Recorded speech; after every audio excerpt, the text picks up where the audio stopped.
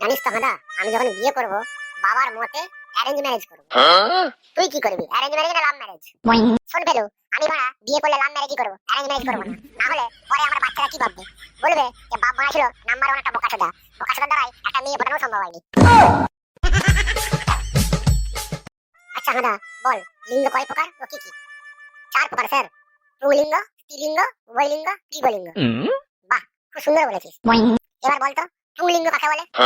Sir, পুংলিঙ্গ খুবই ভদ্রলোক, কারণ এটি করে উল্টোপাল্টা পোশাক পরা সেক্সি মেয়ে দেখলেই দাঁড়িয়ে সম্মান জানায়। আর স্যার পুংলিঙ্গ বিশাল একজন বড় শিল্পী, কারণ প্রত্যেকবার পারফরমেন্সের পরে মাথা নিচু করে ফেলে। আর পুংলিঙ্গ স্যার একটি বিশাল বড় গল্প, কারণ এটি মেয়ে এবং ছেলেদের মুখেই বারবার করে দুর্মারা দুর্লাউড়া।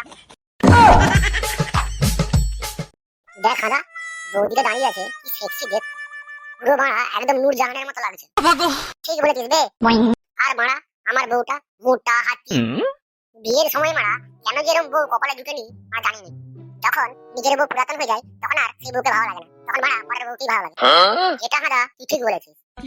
দেখ পেলো, তাই একটা কথা বলছি শুনে রাখ, খেদি পেচি নূরজাহান, চোদার সময় না সব সমান। কি হাদা, তোর যে শরীর অসুস্থ ছিল এখন কেমন আছিস? দুর্বল। ছি ছি, স্যারের সাথে কিভাবে কথা বলতে হয় শিখিস নি তুই? তোর বাবাকে এক্ষুনি জানাচ্ছি।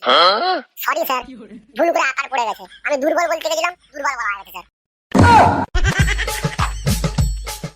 বন্ধুরা, আমাদের ভিডিওগুলি যদি ভালো লেগে থাকে তাহলে চ্যানেলটি অবশ্যই সাবস্ক্রাইব করে দেবেন, ভিডিওটি লাইক করে শেয়ার করে দেবেন, কমেন্ট করে জানাবেন ভিডিওটি আপনাদের কেমন লাগলো।